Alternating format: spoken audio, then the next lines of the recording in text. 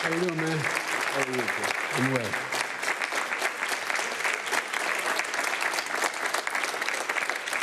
Gentlemen, a lot of people have been waiting for this night, so let's get going. Our first subject is the Supreme Court.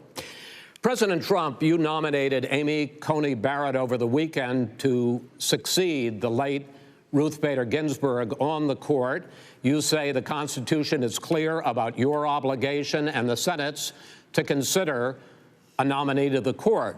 Vice President Biden, you say that this is an effort by the president and Republicans to jam through an appointment and what you call an abuse of power. My first question to both of you tonight: why are you right in the argument you make and your opponent wrong? And where do you think a Justice Barrett would take the court? President Trump, in this first segment, you go first. 2 minutes. Thank you very much, Chris. I will tell you very simply, we won the election. Elections have consequences. We have the Senate, we have the White House, and we have a phenomenal nominee, respected by all, top academic, good in every way, In fact, some of her biggest endorsers are very liberal people from Notre Dame and other places. So I think she's going to be fantastic. We have plenty of time. Even if we did it after the election itself. I have a lot of time after the election, as you know. So I think that she will be outstanding. She's going to be as good as anybody that has served on that court. We really feel that. We have a professor at Notre Dame, highly respected by all, said she's the single greatest student he's ever had. He's been a professor for a long time at a great school. And we won the election, and therefore we have the right to choose her. And very few people knowingly would say otherwise. And by the way, the Democrats, they wouldn't even think about not doing it. If they had, the only difference is they'd try and do it faster. There's no way they would give it up. They had Merrick Garland, but the problem is they didn't have the election, so they were stopped. And probably that would happen in reverse also. Definitely would happen in reverse. So we won the election, and we have the right to do it, Chris. President Trump, thank you. Same question to you, Vice President Biden. You have 2 minutes. Well, first of all, thank you for doing this, and looking forward to this, Mr. President. Thank you, Joe. The American people have a right to have a say in who the Supreme Court nominee is, and that say occurs when they vote for a United States senators and when they vote for the President of the United States. They're not going to get that chance now because we're in the middle of an election already. The election has already started. Tens of thousands of people have already voted. And so the thing that should happen is we should wait. We should wait and see what the outcome of this election is, because that's the only way the American people get to express their view is by who they elect as president and who they elect as vice president. Now, what's at stake here is the president's made it clear he wants to get rid of the Affordable Care Act.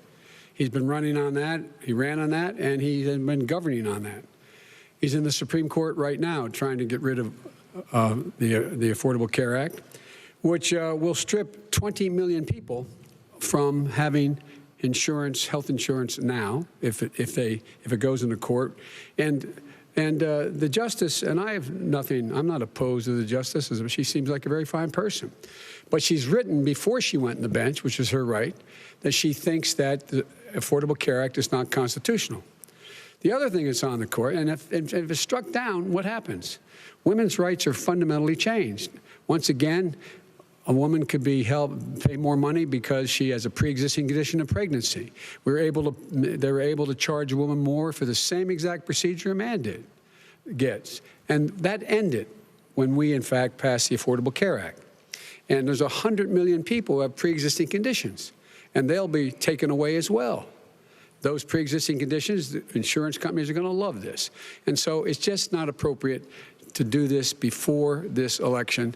If he wins the election and the Senate is Democrat or Republican, then he goes forward. If not, we should wait until February. All right. There aren't 100 million people with pre-existing conditions. As far as the say is concerned, the people already had their say. Okay, Justice Ginsburg said very powerfully, very strongly, at some point, 10 years ago or so, she said a president and the Senate is elected for a period of time, but a president's elected for 4 years. We're not elected for 3 years. I'm not elected for 3 years. So we have the Senate, we have a president. He's elected to the next During election. that period of time, we have an opening. I'm not elected for 3 years. I'm elected for 4 years. The And the election's 100 already million people, Joe, the 100 million people is totally wrong. I don't know where you got that number. The bigger problem that you have is that you're going to extinguish 180 million people with their private health care that they're very That's happy simply with. not true. Well, you're certainly knows going that. to socialist. Go You're ahead. going to socialist medicine. We're now into, gentlemen, we're now into open discussion. Open discussion. Open discussion. Yes, I agree. Go ahead, Vice President. Number one, he knows that what I proposed. What I proposed is that we expand Obamacare and we increase it. We do not wipe any. And one of the big debates we had with 23 of my colleagues trying to win the nomination that I won, were saying that Biden wanted to allow people to have private insurance still. They can. They do. They will under my proposal. It's not what you've said, But and it's not what your party has said. That is simply your party a lie. doesn't say it. Your party That is wants to simple. go socialist My medicine party is and me. socialist Right healthcare. now, I am and the they're going to Democratic dominate Party. you, Joe. You know that. I am the Democratic Party right now. The platform of the Not according Democratic to Party Harris. is what I, in fact, approved of. What I approved of. Now, here's the deal. The deal is that it's going to wipe out pre-existing conditions. And by the way, the 200,000 people that have died on his watch, how many of those have survived? Well, there's 7 million people that contracted COVID. What does it mean for them going forward if you strike down the Affordable Care Act? And Joe, you've had pre-existing 308,000 military people dying because you couldn't provide them proper health care in the military. So don't tell me I'm about happy this. to talk about And this. if you were here, Look, it here's wouldn't the be deal. 200. It would be 2 million people because you were very late on the draw. You Late didn't on want the me to draw. ban China, which was heavily infected. You didn't want me to ban All right, gentlemen, Europe, which which was heavily Mr. President, You would have Mr. been much President, later, Joe. Mr. President, much later. Mr. President, You're talking about 2 million people. You're not gonna be able to President, as shut the him up. moderator, we are going to talk about COVID in the next segment, but go ahead. Let me finish. The point is that the president also is opposed to Roe v. Wade. That's on the ballot as well in the court. And so that's also at stake right now. And so the election is already You don't know it's on the begun. ballot. Why is it on the ballot? Because Why is you it on the said ballot? It's not on the ballot. It's on the ballot in the I court. don't think so. In the court. Well, There's nothing happening there. Donald, would you And just you don't be quiet know for a minute? her view on Roe v. Wade. You I don't know don't her know. view. Well, all right, let's talk.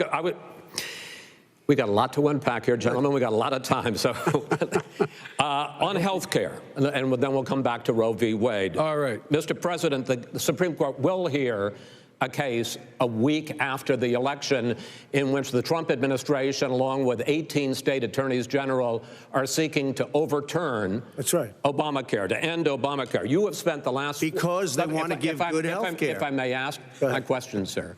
Good health care. Over the last 4 years, you have promised to repeal and replace Obamacare, but you have never in these 4 years come up with a plan, a comprehensive plan Yes, to I have. replace Obamacare. Of course I have. Well, I got rid of the individual when I finish, mandate. I'm going to give you an Excuse me. opportunity. I got rid of the individual mandate, which was a That is big not a chunk of comprehensive plan. That is absolutely a big thing. That was the worst I part of didn't ask, Obamacare. sir. Chris, You're that was the debating him, worst not part of me. Obamacare. Let me ask my question. Well, I'll ask Joe. The no, individual mandate was the most unpopular Mr. aspect of Mr. Obamacare. I President, got rid of it. I'd like you and to, we will Mr. protect people President, with I'm the pre-existing moderator of this conditions. debate, and I would like you to let me ask my question, and then you can answer your Go ahead. question. You, in the course of these 4 years, have never come up with a comprehensive plan to replace Obamacare, and just this last Thursday, you signed a largely symbolic executive order to protect people with pre-existing conditions 5 days before this debate. So my question, sir, is what is the Trump health care plan? Fine. Well, first of all, I guess I'm debating you, not him, but that's okay. I'm not surprised. Let me just tell you something, that there's nothing symbolic. I'm cutting drug prices. I'm going with favored nations, which no president has the courage to do because you're going against big pharma. Drug prices will be coming down 80 or 90%. You could have done it during your 47-year period in government, but you didn't do it. Nobody's done it. So we're cutting health care. What about all of the pre-existing things that conditions? we've done, He has not cut insulin. health I give care. you an example. Insulin. It was destroying families, destroying people because I'm getting it for so cheap It's like water, you want to know the truth. So cheap. Take a look at all of the drugs what we're doing, prescription drug prices. We're going to allow our governors now to go to other countries to buy drugs because they pay just a tiny fraction. As I say, this is open discussion. No, let but me this ask is you about, big, this is big stuff. Sir, you'll be happy. I'm about to pick up on one of your points to ask the Vice President, which is he points out that you would like to add a public option to Obamacare, and yes. The argument that he makes and other Republicans make is that that is going to end private insurance. It is and not. Well, if I can ask you the question, it will Not end. what your party says, by the way. It will end private insurance and create a government takeover of health care. It does not. It's only for those people who are so poor they qualify for Medicaid. They can get that free in most states, except governors who want to deny people who are poor Medicaid. Anyone who qualifies for Medicare would, Medicaid would automatically be enrolled in the public option. The vast majority of the American people would still not be in that option, number one. Joe, you agreed with Bernie Sanders, who's far left, on the manifesto, we call it, and that gives you socialized medicine. Look, hey, Are you saying I'm not you going to didn't listen to agree? him. The fact of the matter is, I beat Bernie Sanders. Not by much. I beat him a whole hell of a lot. I'm here standing facing you, old buddy. Pocahontas would have left 2 days early. You would have lost every primary. All he knows how to on do Super is hurt. Tuesday. You got very lucky. Here's the deal. I got very lucky. I'm going to get very lucky tonight as well. And tonight I'm going to make sure, because here's the deal. Here's the deal. The fact is that everything he's saying so far is simply a lie. I'm not here to call out his lies. Everybody knows he's a liar. But you I just agree. want to Hey, make sure. Joe, you're the liar. I want to make sure. Graduated last in your class, not first in your class. I want to make sure. Mr. President, can you let him finish, sir? No, he doesn't know how to do that. He has, You'd be surprised. You pick You'd be surprised. the wrong guy, the wrong night at the wrong time. Listen, you agreed with Here's the Bernie deal. Sanders to the The manifesto. whole idea. Let him. There is no manifesto, number Please one. let him speak, Mr. Number President. two. You just lost the left. Number two. You just lost the left. You agreed with Bernie Sanders on a plan. Folks, absolutely folks, agreed do you to, have any and under that idea plan, what you have this clown's socialized, doing? They call it Mr. Do you Mr. have any President. socialized medicine. Mr. Well, President. I tell you what, he is not for any help for people needing health care because he in fact already has cost 10 million people their health care that they had from their employers because of his recession. Number one. Number two, there are 20 million people getting health care through Obamacare now that he wants to take it away.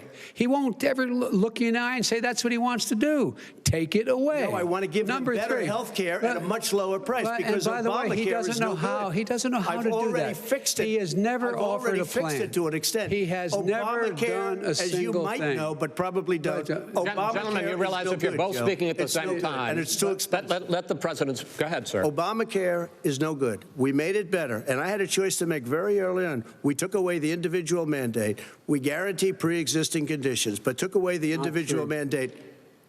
Listen, this is the way it is, and that destroyed. They shouldn't even call it Obamacare. Then I had a choice to make. Do I let my people run it really well or badly? If I run it badly, they'll probably blame him, but they'll blame me. But more importantly, I want to help people, okay? I said, you got to run it so well. That's what he's and I known just for. had a meeting with them. They said, the problem is no matter how well you run Obamacare, it's a disaster. It's too expensive. Premiums are too high, and it doesn't work. So we do want to get rid of it.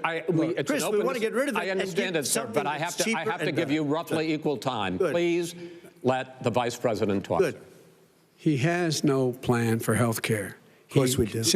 Please. He sends out wishful thinking. He has executive orders that have no power. He hasn't lowered drug costs for anybody. He's been promising a health care plan since he got elected. He has none, like almost everything else he talks about. He does not have a plan. He doesn't have a plan.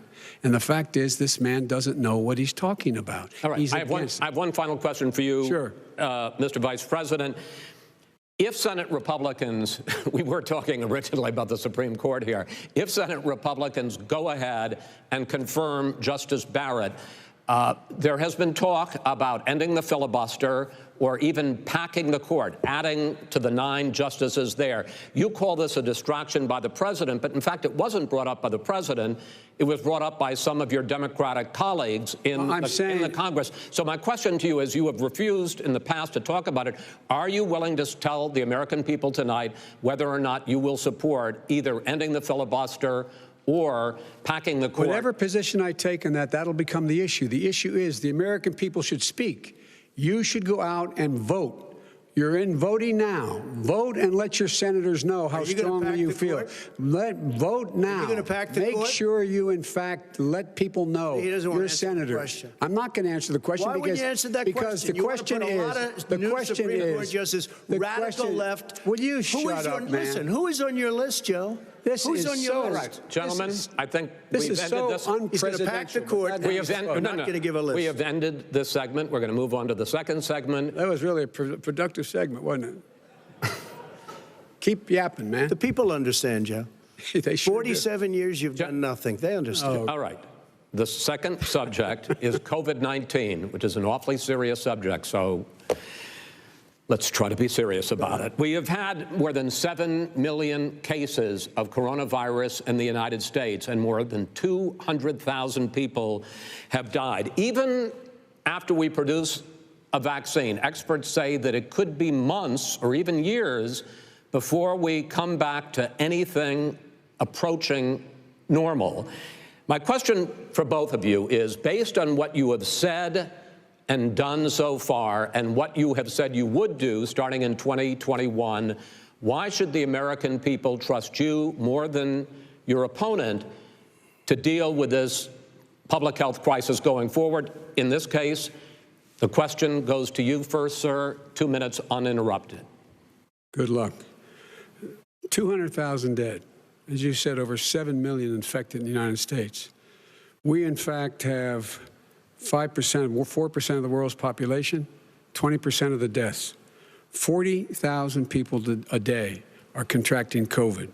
In addition to that, about between 750 and 1,000 people a day are dying. When he was presented with that number, he said, it is what it is. Well, it is what it is because you are who you are. That's why it is. The president has no plan.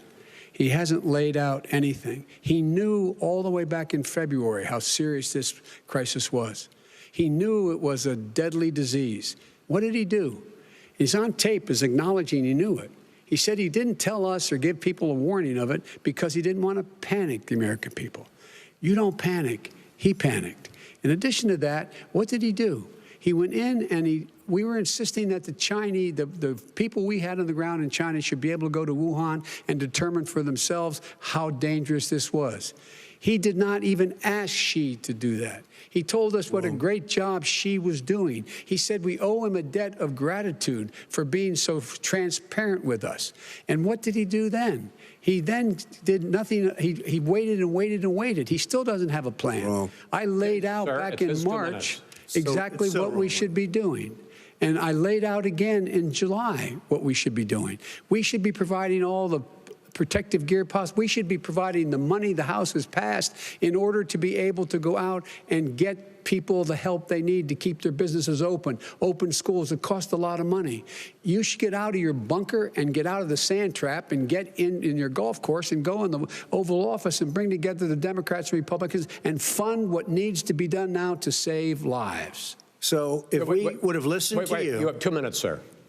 If we would have listened to you, the country would have been left wide open. Millions of people would have died, not 200,000. And one person is too much. It's China's fault. It should have never happened. They stopped it from going in, but it was China's fault. And by the way, when you talk about numbers, you don't know how many people died in China. You don't know how many people died in Russia. You don't know how many people died in India. They don't exactly give you a straight count, just so you understand. But if you look at what we've done, I closed it, and you said he's xenophobic. He's a racist, and he's xenophobic because you didn't think I should have closed our country. Wait a minute. It says 2 minutes. You didn't think we should have closed our country because you thought it was terrible. You wouldn't have closed it for another 2 months. By my doing it early, in fact, Dr. Fauci said, President Trump saved thousands of lives. Many of you Democrat governors said, President Trump did a phenomenal job. We worked with the governor. Oh, really? Go take a look. The governors said I did a phenomenal job. Most of them said that. In fact, people that would not be necessarily on my side said that. President Trump did a phenomenal job. We did. We got the gowns. We got the masks. We made the ventilators. You wouldn't have made ventilators. And now we're weeks away from a vaccine. We're doing therapeutics already. Fewer people are dying when they get sick. Far fewer people are dying. We've done a great job. The only thing I haven't done a good job, and that's because of the fake news. No matter what you say to them, they give you bad press on it. It's just fake news. They give you good press. They give me bad press because that's the way it is, unfortunately. But let me just tell you something. I don't care. I've gotten used to it. But I'll tell you, Joe, you could never have done the job that we did. You don't have it in your blood. You could have never done that job. I know how to do the job. I know how to get the job Well, you didn't do very well in swine flu. H1N1, you were a disaster. Your own chief of staff said you were a disaster. 14,000 people died, not 200,000. There was no economic recession. Sir, you made a There was no recession. You made a point. Let him answer. And there was we didn't shut down the economy. This is his economy he's shut down. The reason it's shut down is because, look, you folks at home, how many of you got up this morning and had an empty chair at the kitchen table because someone died of COVID? How many of you were in a situation where you lost your mom or dad and you couldn't even speak to them? You had a nurse holding a phone up so you could, in fact, say goodbye. You would have lost far more people. Far more people. And you would have been. And by the way, his own CDC director says we could lose as many as another 200,000 people between now and the end of the year. And he held up. He said, if we just wear a mask, we can save half those numbers. Just a mask. And by the way, in terms of the whole notion of a vaccine. We're for a vaccine, but I don't trust him at all, nor do you. I know you don't. What we trust is a scientist. You don't we trust Dr. Johnson Fauci. Johnson, Pfizer? Okay, by the way, gentlemen, let me move on to questions about the future, because you both have touched on two of the questions I'm going to ask. Focusing on the future first, President Trump, you have repeatedly either contradicted or been at odds with some of your government's own top scientists. The week before last, the head of the Centers for Disease Control, Dr. Redfield, said it would be summer before the vaccine would become generally available to the public. You said that he was confused and mistaken. Those were your two words. Yeah. But Dr. Slaoui, the head of your Operation Warp Speed, has said exactly the same thing. Are they both wrong? Well, I've spoken to the companies, and we can have it a lot sooner. It's a very political thing because people like this would rather make it political than save lives. It is a very political thing. I've spoken to Pfizer. I've spoken to all of the people that you have to speak to. We have great Moderna, Johnson & Johnson, and others. They can go faster than that by a lot. Become very political because the left, or I don't know if I call them left, I don't know what I call them. The head of your Operation Warp Speed, Dr. Slaoui? I disagree with him. Yeah, no, I disagree with both of them. And he didn't say that. He said it could be there, but it could also be much sooner. I had him in my office 2 days ago. He talked about the summer, sir, before it's generally available. Just like he said it's a possibility that we'll have the answer before November 1st. It could also be after when it's that. Generally available. Well, we're going to deliver it right away. We have the military all set up. Logistically, they're all set up. We have our military that delivers soldiers, and they can do 200,000 a day. They're going to be delivering This is the same man It's who all told set you up. by Easter this would be gone away. By the warm weather, it'd be gone. Miraculous, like a miracle. And by the way, maybe you could inject some bleach in your arm, and that would take care of it. This is the same man. That was said sarcastically, and you know that. That was said sarcastically. And so here's the deal. This man is talking about a vaccine. Every serious company is talking about maybe having a vaccine done by the end of the year. But the distribution of that vaccine will not occur until sometime beginning or the middle of next year to get it out, if we get the vaccine. And pray God we will. Pray God we will. Mr. Vice President, I want to pick up You'll have the vaccine sooner I want to pick up on this question, though. You say the public can trust the scientists, but they can't trust President Trump. In fact, you said that again tonight. Your running mate, Senator Harris, goes further, saying the public health experts, quote, will be muzzled, will be suppressed.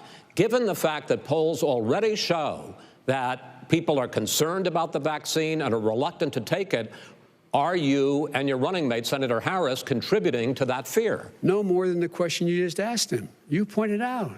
He puts pressure. and disagrees with his own scientists. But you're saying you can't, or knows. Senator And, Harris is saying no, you can't trust the scientists. No, well, no, you can't trust the scientists. She didn't say that. You can't trust. She said the public health Did say experts, that. quote, will be muzzled, will be suppressed. Well, that's what he's going to try to do. But there's millions of scientists, there's thousands of scientists out there, like here at this great hospital, that don't work for him. Their job doesn't depend on him. That's not. They're the people. And by the way, I spoke to the scientists that are in charge. By the way, they will have the vaccine very soon. Let him finish. Do you believe for a moment what he's telling you in light of all the lies he's told you about the whole issue relating to COVID?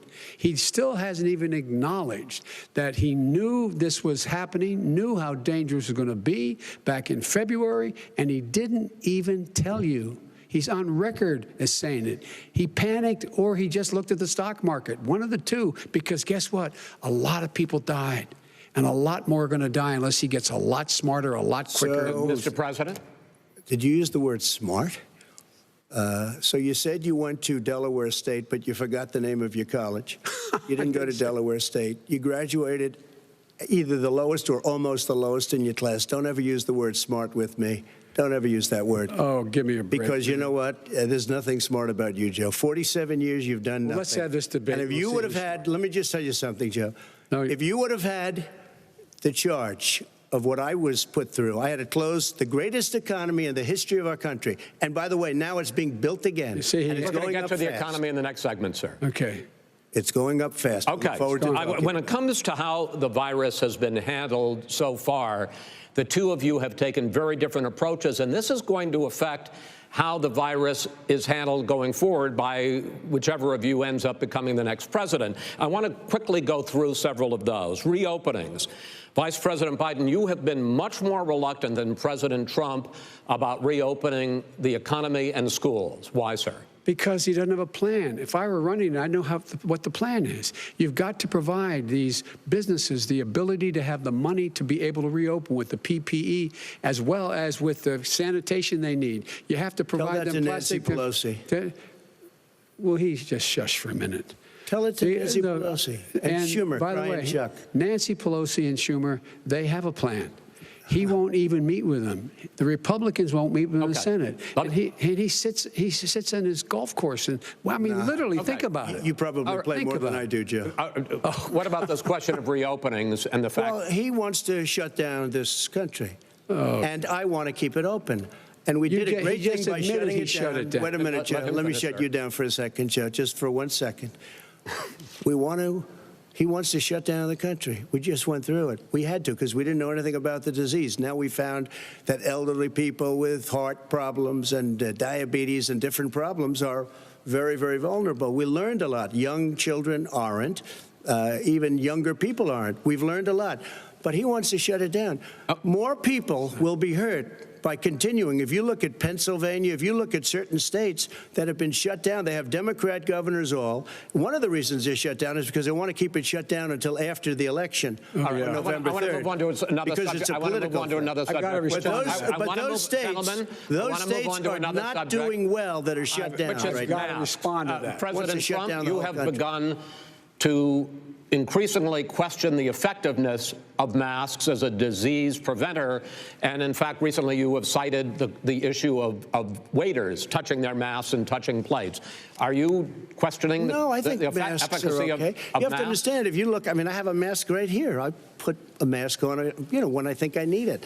Tonight, as an example, everybody's had a test, and you've had social distancing and all of the things that you have to. But I wear masks when needed. When needed, I wear masks. Okay, let me ask. I don't wear masks like him. Every time you see him, he's got a mask. He could be speaking 200 feet away from it. He shows up with the biggest mask I've ever seen. I will say this. Vice President Biden, go ahead, sir. Look, the way to open businesses is give them the wherewithal to be able to open. We provided money. The Congress. But I was asking you, sir, about masks. Well, masks make a big difference. His own head of the CDC said if we just wore masks between now, if everybody wore masks in social distance between now and January, we'd probably save up to 100,000 lives. It matters. And they've also said the opposite. They've also said no serious person said the opposite. They've also said, well, look serious. at Dr. Fauci. Dr. Fauci said the opposite. He did not say the opposite. We got a little bit more than a minute left in this masks segment. Are not good. Then he changed his mind. He said masks good. I'm okay with masks. I want to ask you both about one last subject, because your different approaches has even affected the way that you have campaigned. President Trump, you're holding large rallies with crowds packed together, thousands of people. Outside. Outside, yes, sir, agreed. Vice President Biden, you are holding much smaller events with... Because nobody will show up. People with... Well, it's true. Nobody shows up to his rallies. All right. In any case, why you holding the big rallies? Why you not? You go first, sir. Because people want to hear what I have to say. I mean, but are you not worried about a great job as a president, and I'll have 35,000 people show up at airports. We use airports. Are you not worried about the disease issues, sir? Well, so far, we have had no problem whatsoever. It's outside. That's a big difference, according to the experts. And we do them outside. We have tremendous crowds, as you see. I mean, and literally on 24 hours notice. And Joe does the circles and has 3 people someplace. Okay. By the way, did you see one of the last big rallies he had? And a reporter came up to him to ask him a question. He said, no, stand back. Put on your mask. Put on a mask. Have you been tested? I'm way far away from those other people. That's what he said. I can't. I'm going to be okay. He's not worried about you. He's not worried about the people out there breathing in one another. We've had no negative effect. No negative effect. We've had no negative effect. And we've had 35,000, 40,000 people at these rallies. Just quickly finish up, because I want to move on to our next. Yes, I would. He's been totally irresponsible the way in which he has handled the social distancing and people wearing masks, basically encouraged them not to. All right. He's a fool on this. If you could get the crowds, you would have done the same thing. But you can't. Nobody cares. Gentlemen, can we move on to the economy? Gentlemen, can we move on to the economy? Yes. The economy is, I think it's fair to say, recovering faster than expected from the shutdown. Much faster. In the second quarter, the unemployment rate fell to 8.4% last month. The Federal Reserve says the hit to growth, which is going to be there, is not going to be nearly as big as they had expected.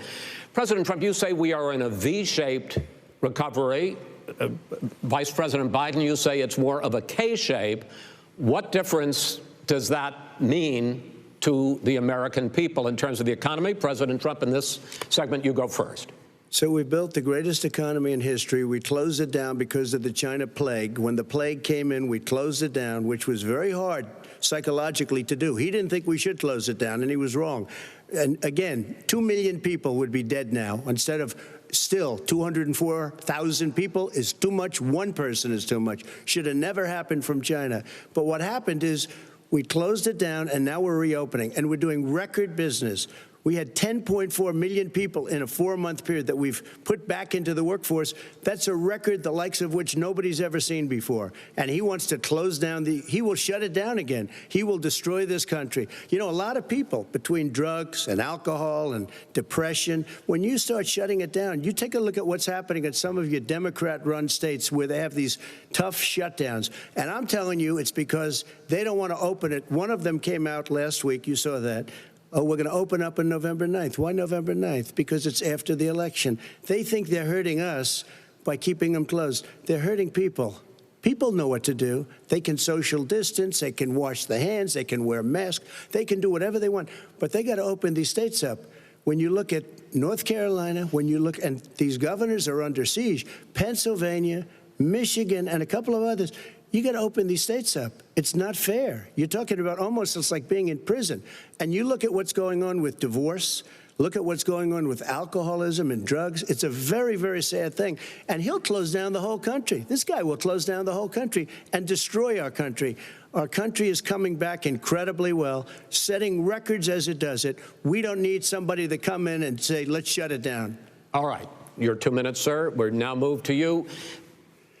As I said, posing the question, the president says it's a V-shaped recovery. You say it's a K-shaped recovery. What's the difference? The difference is millionaires and billionaires like him in the middle of the COVID crisis have done very well.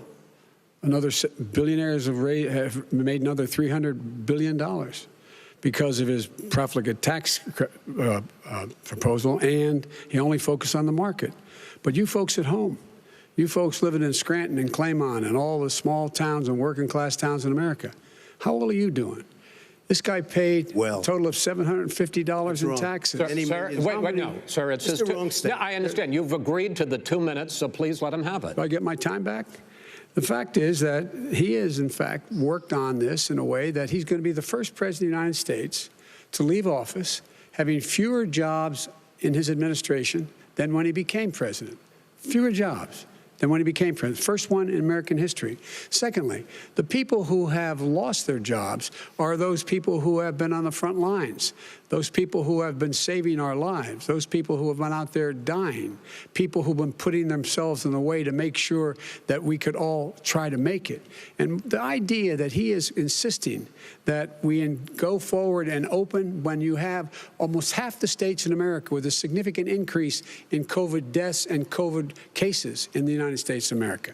And he wants to open it up more. Why does he want to open it up? Why doesn't he take care of the American? You can't fix the economy until you fix the COVID crisis. And he has no intention of doing anything about making it better for you all at home in terms of your health and your safety. Schools. Why aren't schools open?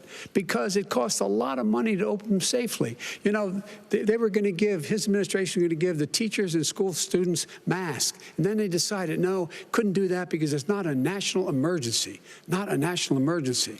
They've done nothing to help small businesses. Nothing. They're closing. 1 in 6 is now gone. He ought to get on the job and take care of the needs of the American people so we can open safely. All right. Your time is up, sir. Well, we are going to get to the... I have to respond to that. Well, you both had 2 minutes, sir. Excuse me, he made a statement. So did you. People want their schools, people want their schools open. They don't want to be shut down. They don't want their state shut down. They want their restaurants. I look at New York. It's so sad what's happening in New York. It's almost like a ghost town, and I'm not sure it can ever recover what they've done in New York. People want their places open. They want to get back to their lives. They'll be careful, but they want their schools open. I'm the one that brought back football. By the way, I brought back Big Ten football. It was me, and I'm very happy to do it. And all right, people of Ohio are very proud of me. And you know how I found out? When he took Gentlemen, we're going to ad. get to your economic plans going forward in a moment. But first, Mr. President, as you well know, there's a new report that in 2016, the year you were elected president, and 2017, your first year as president, that you paid $750 a year in federal income tax each of those years. I know that you pay a lot of other taxes, but I'm asking you the specific question. Is it true that you paid $750 in federal income taxes each of those 2 years? I paid millions of dollars in taxes, millions of dollars of income tax. And let me just tell you, there was a story in one of the papers. I paid $38 million 1 year. I paid $27 million. Show us your tax 1 year. returns. I went. You'll see it as soon as it's finished. You'll see it. You know, if you want to go to the Board of Elections. There's a 118-page or so report that says everything I have, every bank I have, I'm totally under-leveraged because the assets are extremely good, and we have a very, I built a great company. I'm asking you a specific question, which is... let me tell you. I understand all of that. I understand all of that. No, Mr. President. Go ahead. I'm asking you a question. Will you tell us how much you paid in federal income taxes in 2016 and 2017? Millions of dollars. You paid millions of dollars? Millions of dollars. So yes. not 750. Millions of dollars, and you'll get to see it. And you'll get to see it. But let me just tell you, Chris, let me just tell you something, that it was the tax laws. I don't want to pay tax. Before I came here, I was a private developer. I was a private business people. Like every other private person, unless they're stupid, they go through the laws, and that's what it is. He passed a tax bill that gave us all these privileges for depreciation and for tax credits. We build a building and we get tax credits, like the hotel on Pennsylvania Avenue. You get a massive, which, by the way, was given to me by the Obama administration, if you can believe that. Now, the man got fired right after that happened. But Vice President Biden, you want to respond? Yeah, I do want to respond. Look, the tax code that made him put him in a position that he pays less tax than a school teacher makes on the money a school teacher makes is because of him he says he's smart because he can take advantage of the tax code. And he does take advantage of the tax code. That's why I'm going to eliminate the Trump tax cuts. And I'm going to eliminate those tax cuts and make sure that we invest in the people who, in fact, need the help. People out there need help. But why didn't you do it over the last 25 years? Because you weren't president. Because you weren't president screwing things up. You were a senator. And You're by the worst way, president America has ever had. Hey, Come Joe, on. let me just tell you, Joe, I've done more in 47 months. I've done more than you've done in 47 years, Joe. We've done things that you never even thought of doing, including fixing the broken military that you gave me, including taking care of your vets. Mr. President, we're talking about the economy. I'd like to ask you about your plans going forward because, Mr. Vice President, your economic plan, if you were to be elected president, focuses a lot on big government, big taxes, big spending. I want to focus first on the taxes. You propose more than $4 trillion over a decade in new taxes on individuals making more than $400,000 a year and on corporations. President Trump says that that kind of an increase in taxes is going to hurt the economy as it's just coming out of a recession. Well, just take a look at what the analysis done by Wall Street firms. Points out that my economic plan would create 7 million more jobs than his in 4 years, number one. And number two, it would create an additional $1 trillion in economic growth because it would be about buying American, that we're going to make the federal government spend $600 billion a year on everything from ships to steel to buildings and the like. And under my proposal, we're going to make sure that every penny of that has to be made by a company. But respectfully, sir, I'm talking about taxes, not spending. By the way, I'm going to eliminate a significant number of the tax. I'm going to make the corporate tax 28%. It shouldn't be 21%. You have 91 companies, in the Fortune 500 who don't pay a single penny in tax, making billions of dollars. Why didn't you do it before when you were vice president with Obama? Because you, in fact, passed that. That was your tax proposal. I got it done. And you know what happened? Yeah, you got it done. Our economy boomed like it's never boomed. The economy is busted. Let me finish. Mr. President, let me pick up on that. You would continue your free market approach, lower taxes, more deregulation, correct? Not lower taxes for the American people. Excuse me. But in Obama's, you talk about the economy booming, it turns out that in Obama's final 3 years as president, more jobs were created, 1.5 million more jobs than in the first 3 years of your presidency. They had the slowest recovery economic recovery since 1929. It was the slowest recovery. Also, they took over something that was down here. All you had to do is turn on the lights and you pick up a lot. But they had the slowest economic recovery since 1929. Let me tell you about the stock market. When the stock market goes up, that means jobs. It also means 401ks. If you got in, if you ever became president with your ideas, you want to terminate my taxes, I'll tell you what, you'll lose half of the companies that have poured in here will leave, and plenty of companies that are already here, they'll leave for other places.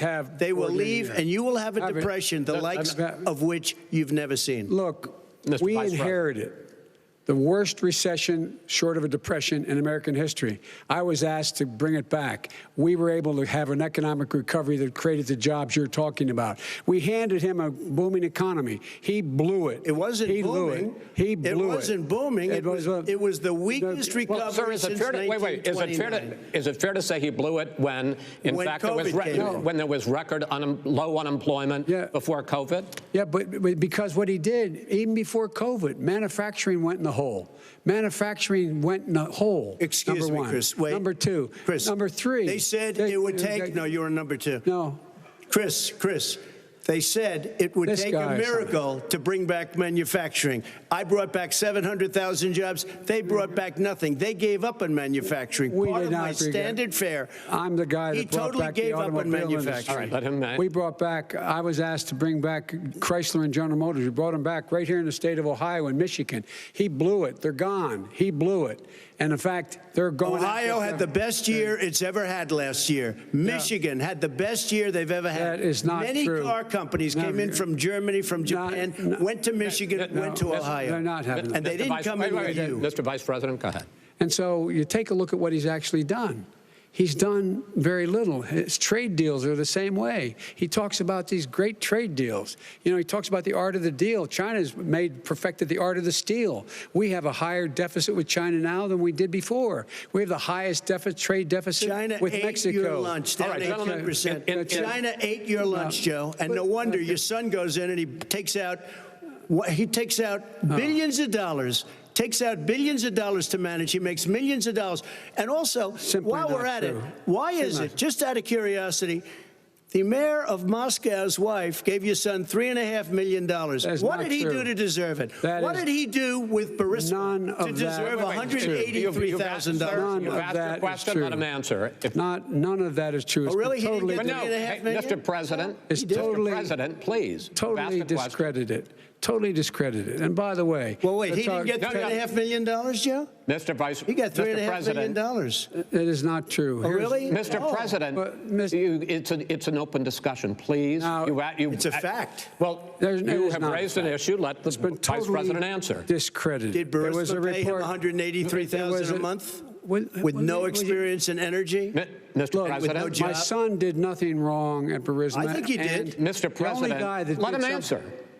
He doesn't want to let me answer because he knows I have the truth. His position has been totally, thoroughly discredited. By who? And the media? By everybody. Well, by the media, by our allies, by the World Bank, by everyone has discredited. Matter of fact, even the people who testified under oath. So let me ask you this, Joe. No, go ahead, Mr. I'm listening to you. He got $3.5 million from Moscow. He testified under oath, and his administration said, "I did my job and I did it very well. Oh, I really? did it I'd like honorably." to know who they are. Well, I'll give you the list of the people who testified. No, go ahead, sir. Sure, you've already fired most of them because they did a good job. Some people don't do a good job. With you, go ahead. Wait a minute. You get the final word, Mr. Well, it's hard to get any word in with this clown. Excuse me. Hey, let me just say, Joe. No. Mr. President. $3.5 million, Joe. That is simply. Why did he deserve $3.5 million from Moscow? Look, here's the deal. We want to talk about families and ethics.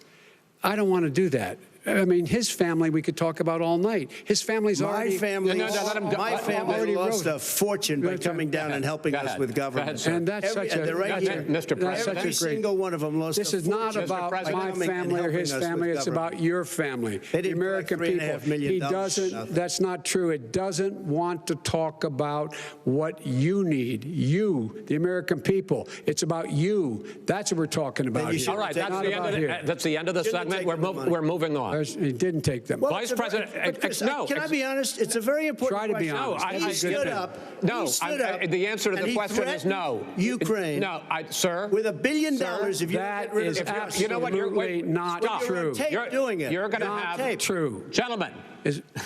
I hate to raise my voice, but it seems to be. Why shouldn't I be different than the two of you? So here's the deal. Good point. We have 6 segments. We have ended that segment. We're going to go to the next segment. In that segment, you each are going to have 2 uninterrupted moments. In those 2 uninterrupted minutes, Mr. President, you can say anything you want. I'm going to ask a question about race, but if you want to answer about something else, go ahead. But I think that the country would be better served if we allowed both people to speak with fewer interruptions. I'm appealing to you, sir, to do that. Well, and him too. Well, frankly, you've been doing more interrupting than he has. That's all right, but he does plenty. Well, less than, sir, less than plenty. No, less than you have. Let's please continue on. The issue of race. Vice President Biden, you say that President Trump's response to the violence in Charlottesville 3 years ago, when he talked about very fine people on both sides, was what directly led you to launch this run for president. Oh, yeah, sure. President Trump, you have often said that you believe you have done more for black Americans than any president, with the possible exception of Abraham Lincoln. My question for the two of you is, why should voters trust you rather than your opponent to deal with the race issues facing this country over the next 4 years? Vice President Biden, you go first. It's about equity and equality. It's about decency. It's about the Constitution. And we have never walked away from trying to require equity for everyone, equality for the whole of America. But we've never accomplished it. But we've never walked away from it like he has done. It is true. The reason I got in the race is when those people, close your eyes, remember what those people look like coming out of the fields carrying torches, their veins bulging, and just spewing anti-Semitic bile, and accompanied by the Ku Klux Klan. A young woman got killed. And they asked the president what he thought. He said there were very fine people on both sides. No president has ever said anything like that. It is whose now, second point I'd make to you is that when Floyd was killed, when Mr. Floyd was killed, there was a peaceful protest in front of the White House. What did he do? He came out of his bunker, had the military use tear gas on him so he could walk across to a church and hold up a Bible. And then what happened after that? The bishop of that very church said that it was a disgrace. The general who was with him said all he ever wants to do is divide people, not unite people at all. This is a president who has used everything as a dog whistle to try to generate racist hatred, racist division. This is a man who, in fact, you talk about helping African Americans. 1 in 1,000 African Americans has been killed because of the coronavirus. And if he doesn't do something quickly, by the end of the year, 1 in 500 will have been killed. 1 in 500 African Americans. This man is a savior of African Americans. This man cares at all. This man's done virtually nothing. Look, the fact is that you have to look at what he talks about. You have to look at what he did. And what he did has been disastrous for the African-American community. So, President Trump, you have 2 minutes. Why should Americans trust you over your opponent to deal with racism? he did a crime bill, 1994, where you call them super predators, African Americans, the super predators, and they've never forgotten it. They've never forgotten it, Joe. No, sir, it's his 2 minutes. So you did that, and they call you a super predator, and I'm letting people out of jail now that you have treated the African American population community, you have treated the black community about as bad as anybody in this country. You did the 1990, and that's why, if you look at the polls, I'm doing better than any Republican has done in a long time, because they saw what you did. You call them super predators, and you've called them worse than that, because you look back at your testimony over the years, you've called them a lot worse than that. As far as the church is concerned, and as far as the generals are concerned, we just got the support of 250 military leaders and generals, total support. Law enforcement, almost every law enforcement group in the United States. I have Florida, I have Texas, I have Ohio, I have Portland. The sheriff just came out today and he said, I support President Trump. I don't think you have any law enforcement. You can't even say the word law enforcement, because if you say those words, you're going to lose all of your radical left supporters. And why aren't you saying those words, Joe? Why don't you say the words law enforcement? Because you know what? If they called us in Portland, we would put out that fire in a half an hour, but they won't do it because they're run by radical left Democrats. If you look at Chicago, if you look at any place you want to look, Seattle, they heard we were coming in the following day and they put up their hands and we got back Seattle. Minneapolis, we got it back, Joe, because we believe in law and order, but you don't. The top 10 cities and just about the top 40 cities are run by Democrats and in many cases radical left, and they've got you wrapped around their finger, Joe, to a point where you don't want to say anything about law and order. And I'll tell you what, the people of this country want and demand law and order, and you're afraid to even say it. All right. I want to return to the question of race. Vice President Biden, after the grand jury in the Breonna Taylor case decided not to charge any of the police with homicide, you said it raises the question, quote, whether justice could be equally applied in America. Do you believe that there is a separate but unequal system of justice for blacks in this country? Yes, there is. There's systemic injustice in this country, in education and work and in law enforcement and the way in which it's enforced. But look, the vast majority of police officers are good, decent, honorable men and women. They risk their lives every day to take care of us. But there are some bad apples. And when they occur, when they find them, they have to be sorted out. They have to be held accountable.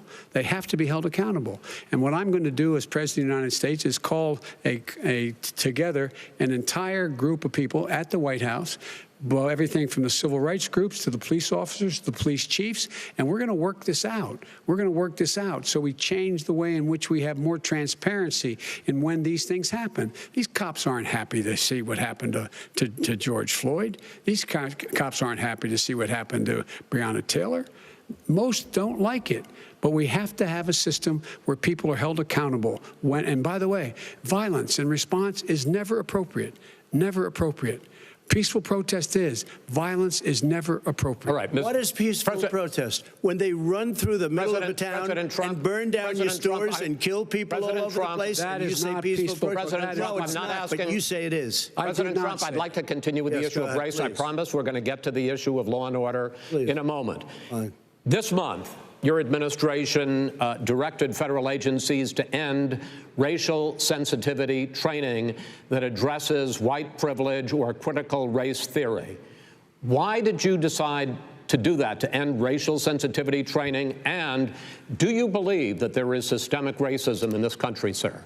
I ended it because it's racist. I ended it because a lot of people were complaining that they were asked to do things that were absolutely insane, that it was a radical revolution that was taking place in our military, in our schools, all over the place, and you know it, and so does everybody else. And he would know. What is radical about racial sensitivity training, sir? If you were a certain person, you had no status in life. It was sort of a reversal. And if you look at the people, we were paying people hundreds of thousands of dollars to teach very bad ideas and, frankly, very sick ideas. And really, they were teaching people to hate our country. And I'm not going to do that. I'm not going to allow that to happen. We have to go back to the core values of this country. They were teaching people that our country is a horrible place, it's a racist place, and they were teaching people to hate our country. And I'm not going to allow that to happen. Vice President Biden? Nobody's doing that. He's the racist. You just don't know. Here's the deal. I know a lot more about this than he does. Let him finish. The fact is that there is racial insensitivity. People have to be made aware of what other people feel like, what insults them, what is demeaning to them. It's important that people know they don't want to. Many people don't want to hurt other people's feelings, but it makes a big difference. It makes a gigantic difference in the way a child is able to grow up and have a sense of self-esteem. It's a little bit like how this guy and his friends look down on so many people. They look down their nose on people like Irish Catholics like me and grew up in Scranton. They look down on people who don't have money. They look down on people who are of a different faith. They look down on people who are a different color. In fact, we're all Americans. The only way we're going to bring this country together is bring everybody together. There's nothing we cannot do if we do it together. We can take this on and we can defeat racism in America. President Trump, sir. During the Obama-Biden administration, there was tremendous division. There was hatred. You look at Ferguson, you go to many places. Look at Oakland. Look what happened in Oakland. Look what happened in Baltimore. Look what happened. Frankly, it was more violent than what I'm even seeing now. Oh, my but Lord. the reason is that ridiculous. the Democrats that run these cities don't want to talk like you about law and order. Violent and you crime, still haven't mentioned. Are you in favor of law and order? I'm in favor of law. You follow it. Are you in favor of law and order? Go yes, ahead. I'm in favor. You asked a question. Let him finish. Law and order. Let him answer. Law and order with justice, where people get treated fairly. Okay. And the fact of the matter is, violent crime went down 15% in our administration. All right. It's gone up on his watch. Went down much more in ours. All right, we're now. Mr. President, you're going to. Mr. President, every record in the book. Mr. President, you're going to be very happy because we're now going to talk about law and order. Places we had trouble were Democratic-run cities. That's exactly my question. There has been a dramatic increase in homicides in America this summer particularly, and you often blame that on Democratic mayors and Democratic governors, but in fact there have been equivalent spikes in Republican-led cities like Tulsa and Fort Worth. So the question is this really a party issue? I think it's a party issue. You can bring in a couple of examples, but if you look at Chicago, what's going on in Chicago, where 53 people were shot and 8 died, shot.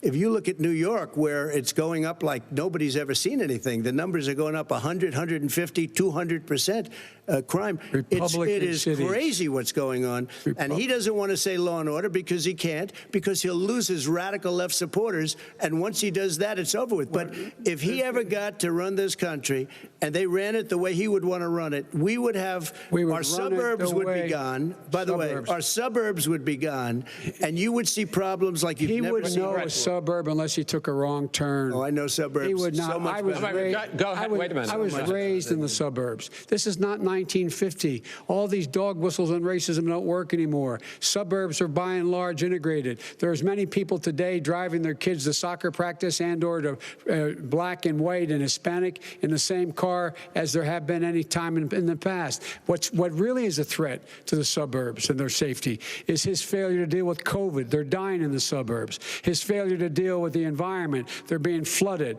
They're being burned out because his refusal to do anything. That's why the suburbs are in trouble. I do want to talk about this issue of law and order, though. And in the joint recommendation that came from the Biden-Bernie Sanders task force, you talked about, quote, reimagining policing. Yeah. First of all, what does reimagining policing mean, and do you support? It means. Let me, if I might finish the question. What does reimagining policing mean, and do you support the Black Lives Matter call for community control of policing? Look, what I support is the police having the opportunity to deal with the problems they face. And I'm totally opposed to defunding the police offices. As a matter of fact, local police, the only one defunding in his budget calls for a $400 million cut in local law enforcement assistance. They need more assistance. They need, when they show up for a 9/11 call, to have someone with them as a psychologist or psychiatrist to keep them from having to use force and be able to talk people down. We have to have community policing like we had before, where the officers get to know the people in the communities. That's when crime went down. It didn't go up, it went down. And so we have to be engaged. That's not what they're talking about, Chris. That's not what they're talking about. He's talking about defunding the police. That is not true. He doesn't have any law support. Look, he has no law enforcement support. That's not true. Almost nothing. Look. Oh, really? Who do you have? Name one group that supports you. Name one group that came out and supported you. Go ahead. Think. We have time. We don't have time to do anything. No, think all right. Name one law enforcement group that came out and supported gentlemen, you. I think I'm going to take back the moderator's role, and I want to get to another subject, which is the issue of protests in many cities that have turned violent. In Portland, Oregon, especially, we had more than 100 straight days of protests, which I think you would agree. You talk about peaceful protests. Many of those turned into riots.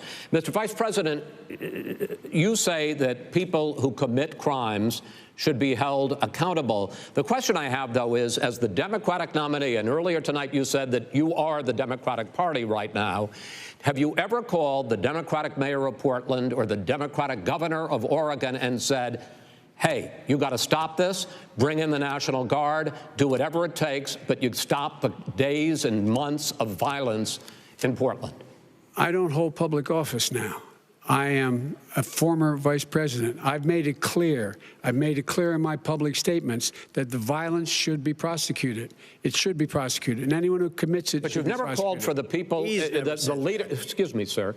You have never called for the leaders in Portland and in Oregon to bring in the National Guard and knock off 100 days of riots. They can, in fact, take care of it if he just stay out of the way. Look here. Oh, really? Oh, really? Here's the thing. I sent in the U.S. Marshals to get the killer of the young man in the middle of the street. They shot him, and for 3 days, President Trump, Portland wouldn't do anything. I had to send in the U.S. Marshals. They took care of business. Go ahead, sir. And by the way, you know, his own former spokesperson said, you know, riots and chaos and violence help his cause. That's what this is all about. I don't know who said that. I do. Who? I think Kellyanne Conway. I don't think she said that. She said that. And so here's the, but here's the point. Go ahead. The point is that that's what he is, keeps trying to rile everything up. He doesn't want to calm things down. instead of going in and talking to people and saying, let's get everybody together, figure out how to deal with this. What's he do? He just pours gasoline in the fire constantly, and every single solitary time. And to end this, button up this segment, I'm going to give you a minute to answer, sir. You have repeatedly criticized. I have to answer his statement. No, you have repeatedly. Wait, you have just 1 second. No, you've been talking back and forth. You made a statement. I'm asking you. I would love to end it. Sir, I would love to end it. You know, if you want to switch seats, we could very quickly. We could do that. But I'd send in the National Guard, it would be over. There'd be no problem. Okay. But they don't want to accept the National Guard. You have repeatedly criticized the vice president for not specifically calling out Antifa and other left-wing extremist groups. But are you willing tonight to condemn white supremacists and militia groups and to say that they need to stand down and not add to the violence in a number of these cities, as we saw in Kenosha and as we've seen in Portland? Sure, are you I'm prepared willing to do specifically that, do it? Well, go ahead, sir. I would say almost everything I see is from the left wing, not from the right wing. So what are you saying? I'm willing to do anything. I want to see peace. Then do it, sir. Say it. Do it. Say it. Do you want to call him?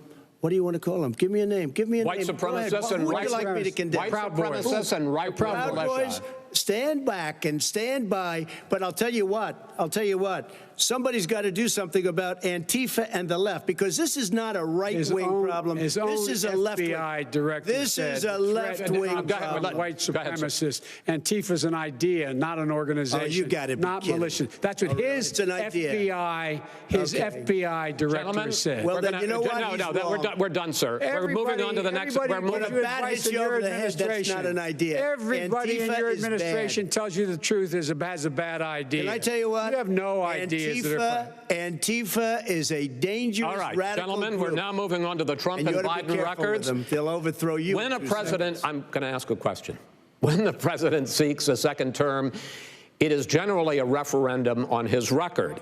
But Vice President Biden, you like to quote one of your dad's sayings, which is, don't compare me to the almighty, compare me to the alternative. And in this case, sir, you are the alternative. Looking at both of your records, I'm going to ask each of you, why should voters elect you president over your opponent? In this segment, President Trump, you go first, 2 minutes.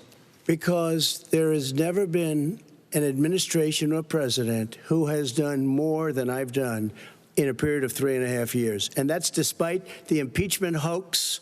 And you saw what happened today with Hillary Clinton, where it was a whole big con job. But despite going through all of these things, where I had to fight both flanks and behind me and above, there has never been an administration that's done what I've done. The greatest, before COVID came in, the greatest economy in history, lowest unemployment numbers. Everything was good. Everything was going. And by the way, there was unity going to happen. People were calling me for the first time in years. They were calling and they were saying, it's time maybe. And then what happened? We got hit, but now we're building it back up again. A rebuilding of the military, including Space Force and all of the other things. A fixing of the VA, which was a mess under him. 308,000 people died because they didn't have proper health care. It was a mess. And we now got a 91% approval rating at the VA, our vets. We take care of our vets. But we've rebuilt our military. The job that we've done, and I'll tell you something, some people say maybe the most important. By the end of the first term, I'll have approximately 300 federal judges and Court of Appeals judges, 300, and hopefully 3 great Supreme Court justices. That is a record, the likes of which very few people, and you know one of the reasons I'll have so many judges? Because President Obama and him left me 128 judges to fill. When you leave office, you don't leave any judges. That's like, you just don't do that. They left 128 openings, and if I were a member of his party, because they have a little different philosophy, I'd say if you left us 128 openings, you can't be a good president, you can't be a good vice president. But I want to thank you, because it gives us almost, it'll probably be above that number by the end of this term. 300 judges. It's a record. Looking at both your records, why should voters elect you president as opposed to President Trump? You have 2 minutes uninterrupted. Under this president, we become weaker, sicker, poorer, more divided, and more violent. When I was vice president, we inherited a recession, I was asked to fix it. I did. We left him a booming economy, and he caused a recession. With regard to being weaker, the fact is that I've gone head-to-head with Putin and made it clear to him we're not going to take any of his stuff. He's Putin's puppy. He still refuses to even say anything to Putin about the bounty on the heads of American soldiers. Your son got $3.5 million. And by the way, my son... Wait a minute. Mr. President, your campaign agreed to both sides would get 2-minute answers uninterrupted. Well, your side agreed to it, and why don't you observe what your campaign agreed to as a ground rule, okay, sir? He never keeps his word. Can you add back No, I'm not asking. That was a rhetorical question. Can you Go add ahead, back sir. 30 seconds? Yeah, yes, okay. you may have. All right. Go ahead. So, thirdly, we're poor. The billionaires have gotten much more wealthy by a tune of over $300 to $400 billion more just since COVID. You in the home, you got less. You're in more trouble than you were before. In terms of being more violent, when we were in office, there were 15% less violence in America than there is today. He's president of the United States. It's on his watch. And with regard to more divided, the nation can't stay divided. We can't be this way. And speaking of my son, the way you talk about the military, the way you talk about them being losers and being and just being suckers, my son was in Iraq. He spent a year there. He got the Bronze Star. He got the Conspicuous Service Medal. He was not a loser. He was a patriot, and the people left behind there were heroes. Really? And I resent. Are you talking about Hunter? Are you talking about Hunter? I'm talking about my son, Bo Biden. You're talking about. I don't know Bo. I know Hunter. Yeah, Hunter got thrown out of the military. He was thrown out, dishonorably discharged. That's not true. He wasn't dishonorably. Cocaine use. And he didn't have a job until you became vice president. Once you became vice president, he made a fortune in Ukraine, in China, in Moscow, and various other places. True. He made a fortune. My son. And he didn't have a job. My son, like a lot of people we know at home, had a drug problem. He's overtaken it. He's fixed it. He's worked on it, and I'm proud of him. But why was he given tens of millions of dollars? But he wasn't given tens of millions of dollars. That is totally discredited. We've already been through. Totally discredited. We've already been through this. I think the American people would rather hear about more substantial subjects. Well, you know, as the moderator, sir, I'm going to make a judgment call here. Gets $3.5 million from the mayor of Moscow. Let's talk about I think it's gentlemen, that report is totally discredited.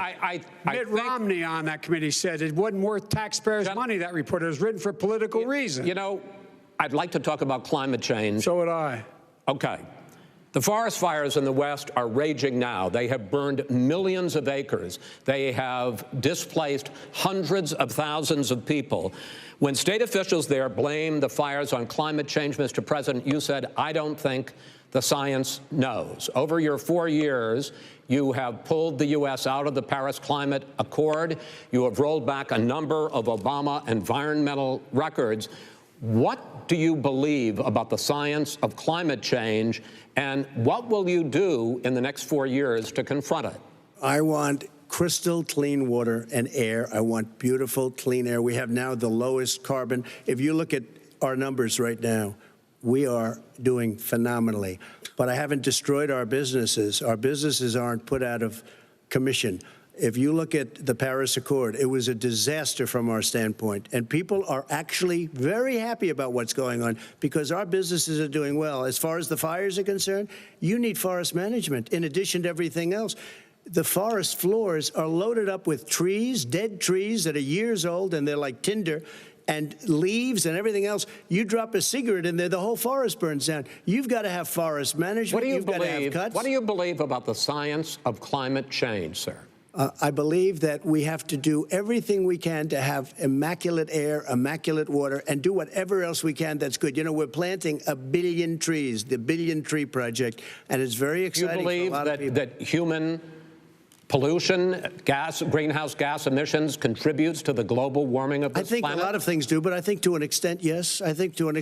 But I also think we have to do better management of our forests. Every year, I get the call, California's burning. California's burning. if that was cleaned, if you had forest management, good forest management, you wouldn't be getting those calls. You know, in Europe, they have forest cities. They're called forest cities. They maintain their forests. They manage their forests. I was with the head of a major country. It's a forest city. He said, sir, we have trees that are far more, they ignite much easier than California. There shouldn't be that problem. I spoke with the governor about it. I'm getting along very well with the governor. But I said, you know, at some point, you can't every year have hundreds of thousands of acres of land just burned to the ground. But, sir, that's burning down because of a lack of management. But, sir, if you believe in the science of climate change, why have you rolled back the Obama Clean Power Plan, which limited carbon emissions in power plants? Why have you relaxed? Because it was driving energy prices through the sky. Why have you relaxed fuel economy standards that are going to create more pollution from cars and trucks? Well, not really, because what's happening is the car is much less expensive and it's a much safer car, and you're talking about a tiny difference. And then what would happen, because of the cost of the car, you would have at least double and triple the number of cars purchased. We have the old slugs out there that are 10, 12 years old. If you did that, the car would be safer. It would be much cheaper by $3,500. In the case of California, they've simply ignored. No, but you would take a lot of cars off the market because people would be able to afford a car. Now, and by the way, we're going to see how that turns out. But a lot of people agree with me, many people. The car has gotten so expensive because they have computers all over the place for an extra little bit of gasoline. And, and I'm okay with electric cars, too. I think I'm all for electric cars. I've given big incentives for electric cars. But what they've done in California is just crazy.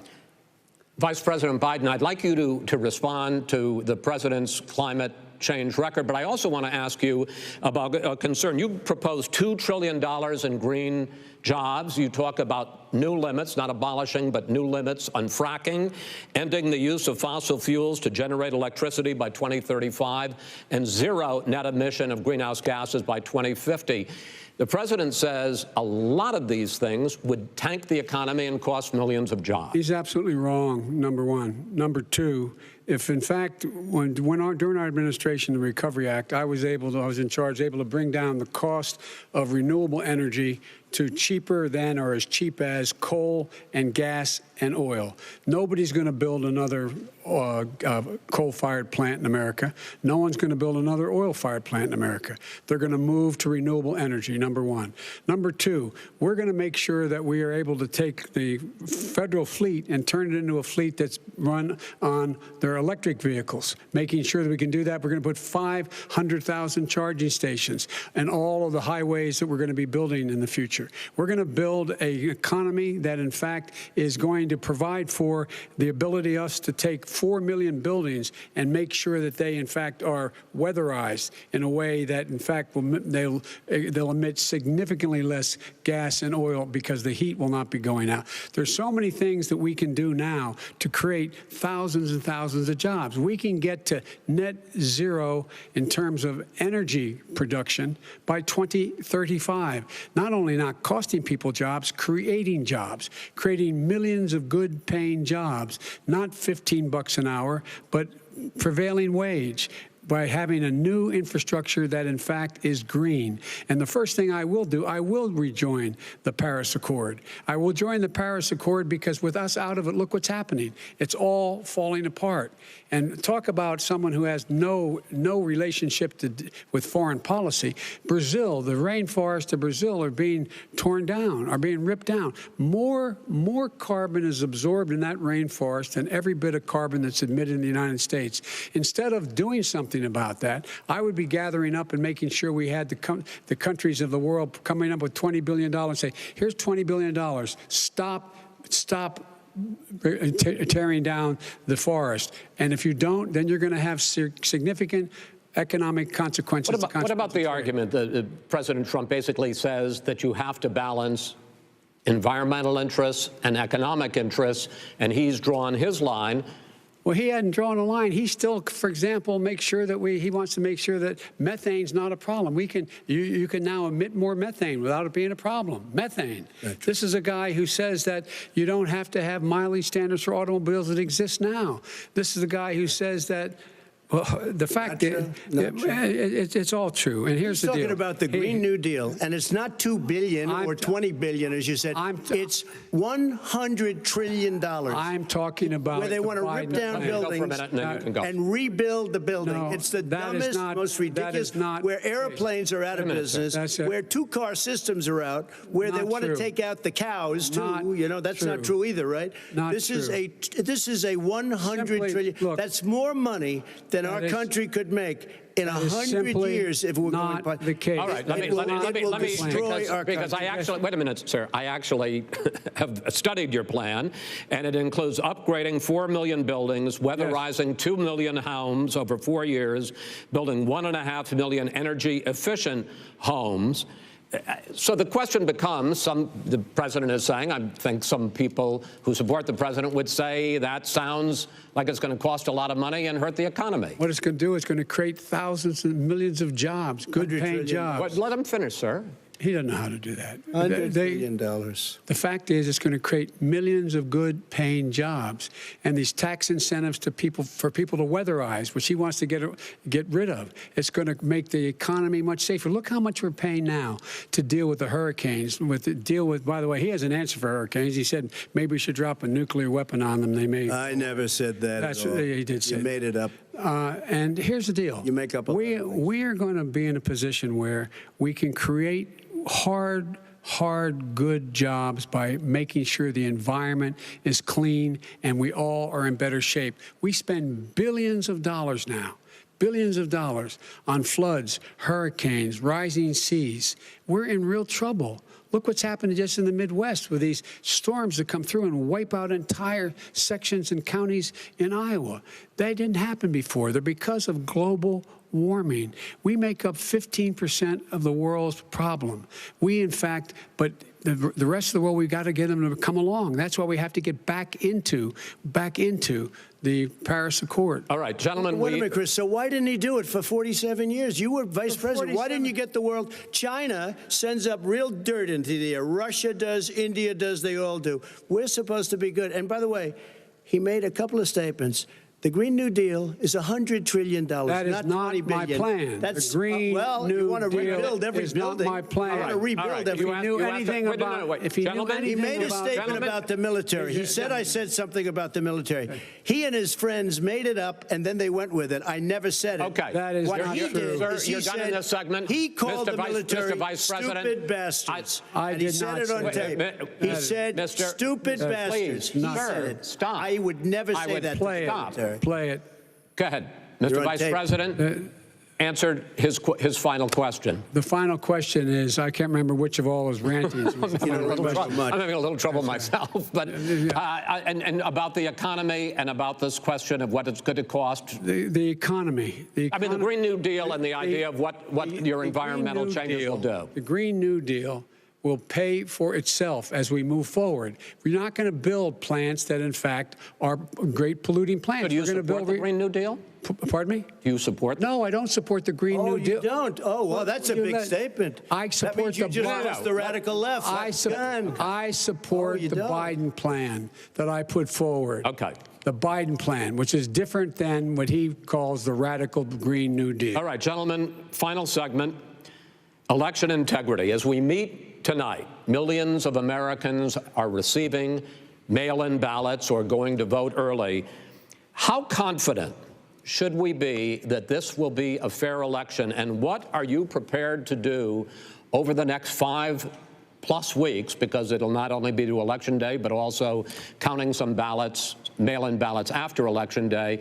What are you prepared to do to reassure the American people that the next president will be the legitimate winner of this election? In this final segment, Mr. Vice President, you go first. Prepared to let people vote. They should go to iwillvote.com, decide how they're going to vote, when they're going to vote, and what means by which they're going to vote.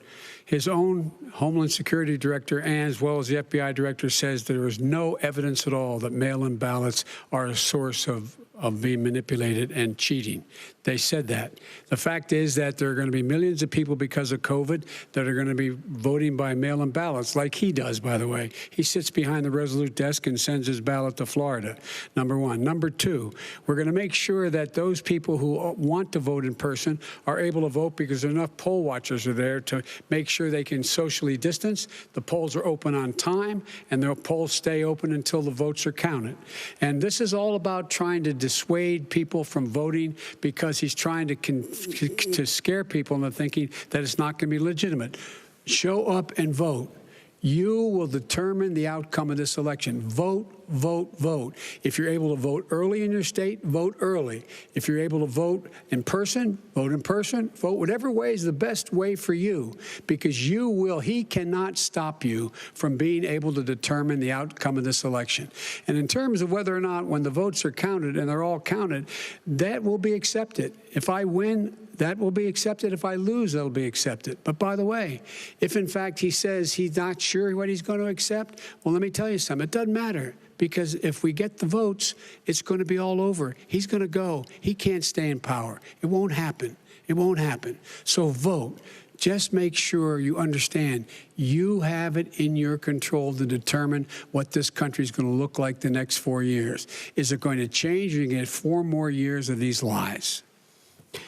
Mr. President, 2 minutes. So when I listened to Joe talking about a transition, there's been no transition from when I won. I won that election. And if you look at crooked Hillary Clinton, if you look at all of the different people, there was no transition, because they came after me trying to do a coup. They came after me spying on my campaign. They started from the day I won, and even before I won, from the day I came down the escalator with our First Lady. They were a disaster. They were a disgrace to our country. And we've caught them. We've caught them all. We've got it all on tape. We've caught them all. And by the way, you gave the idea for the Logan Act against General Flynn. You better take a look at that, because we caught you in a sense, and President Obama was sitting in the office. He knew about it too. So don't tell me about a free transition. As far as the ballots are concerned, it's a disaster. A solicited ballot, okay, solicited is okay. You're soliciting, you're asking, they send it back, you send it back. I did that. If you have an unsolicited, they're sending millions of ballots all over the country. There's fraud. They found them in creeks. They found some with the name Trump, just happened to have the name Trump just the other day in a waste paper basket. They're being sent all over the place. They sent 2 in a Democrat area. They sent out 1,000 ballots. Everybody got 2 ballots. This is going to be a fraud like you've never seen. The other thing, it's nice on November 3rd, you're watching and you see who won the election. And I think we're going to do well, because people are really happy with the job we've done. But you know what? We won't know. We might not know for months, because these ballots are going to be all over. Take a look at what happened in Manhattan. Take a look at what happened in New Jersey. Take a look at what happened in Virginia and other places. They're not losing 2%, 1%, which, by the way, is too much. An election could be won or lost with that. They're losing 30 and 40%. It's a fraud, and it's a shame. And can you imagine where they say, you have to have your ballot in by November 10th.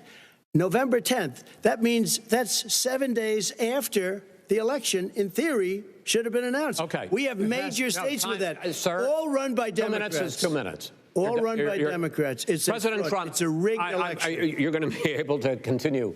You have been charging for months that mail-in balloting is going to be a disaster. You say it's rigged, that it's going to lead to fraud. But in 2018, in the last midterm election, 31 million people voted mail-in voting. That was a quarter, more than a quarter, of all the voters that year cast their ballots by mail. Now that millions of mail-in ballots have gone out, what are you going to do about it? And are you counting on the Supreme Court, including a Justice Barrett, to settle any dispute? Yeah, I think I'm counting on them to look at the ballots, definitely. I hope we don't need them in terms of the election itself.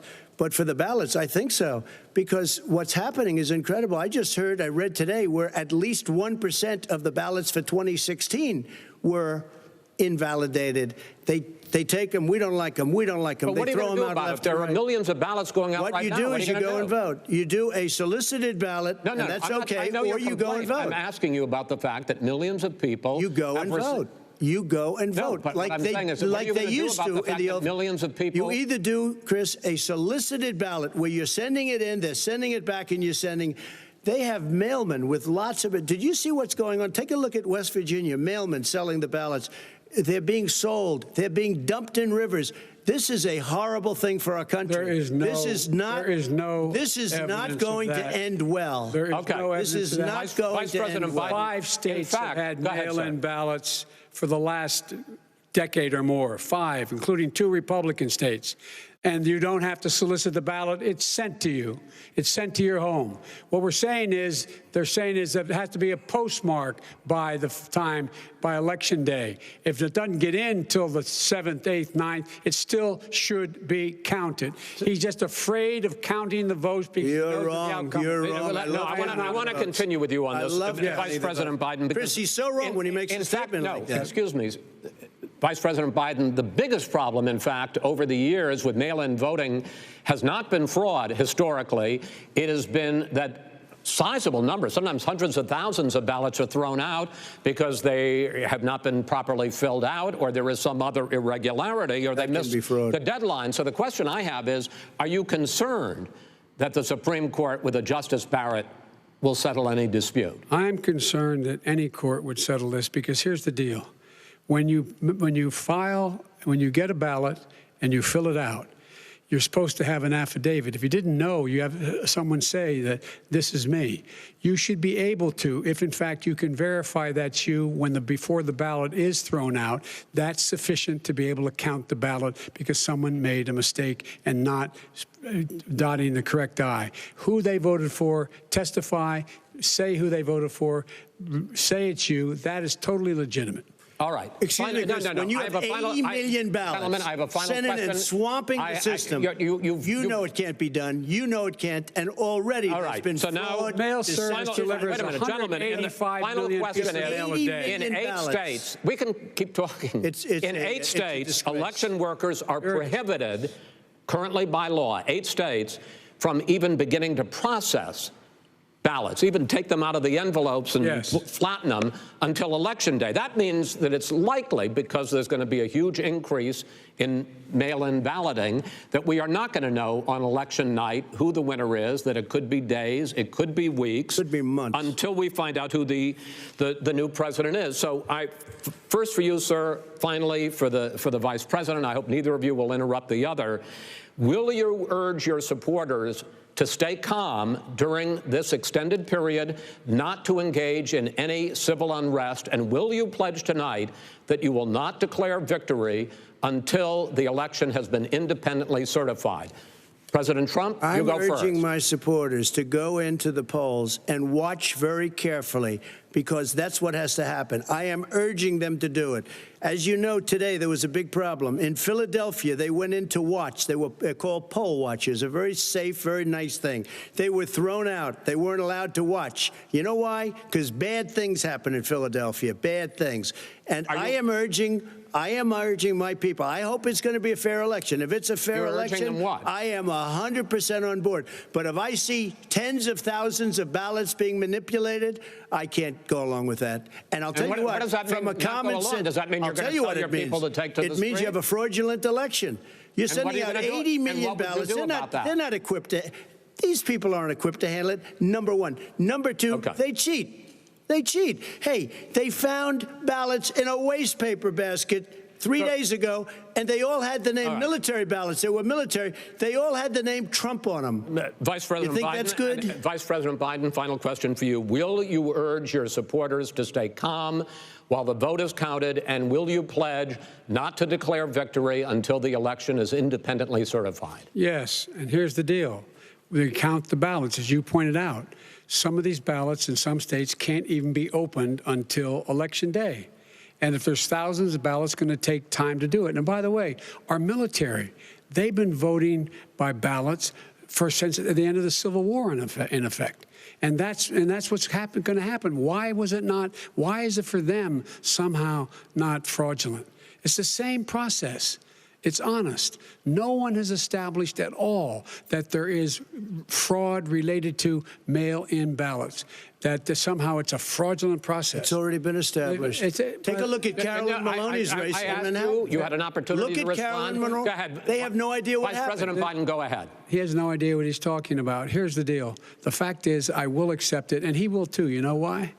Because once the winner is declared, after all the ballots are counted, all the votes are counted, that'll be the end of it. That'll be the end of it. And if it's me, in fact, fine. If it's not me, I'll support the outcome. And I'll be a president not just for the Democrats. I'll be a president for Democrats and Republicans. And this guy, I want to see an honest ballot count. Gentlemen, you say that's the end of it? This is the end of this debate? Honest ballot count. We're going to leave it there. To be continued as in more debates as we go on. President Trump, Vice President Biden, it's been an interesting hour and a half. I want to thank you both for participating in the first of 3 debates that you have agreed to engage in. We want to thank Case Western Reserve University and the Cleveland Clinic for hosting this event. The next debate, sponsored by the Commission on Presidential Debates, will be 1 week from tomorrow, October 7th, at the University of Utah in Salt Lake City. The 2 vice presidential nominees, Vice President Mike Pence and Senator Kamala Harris, will debate at 9 p.m. Eastern that night. We hope you watch. Until then, thank you and good night.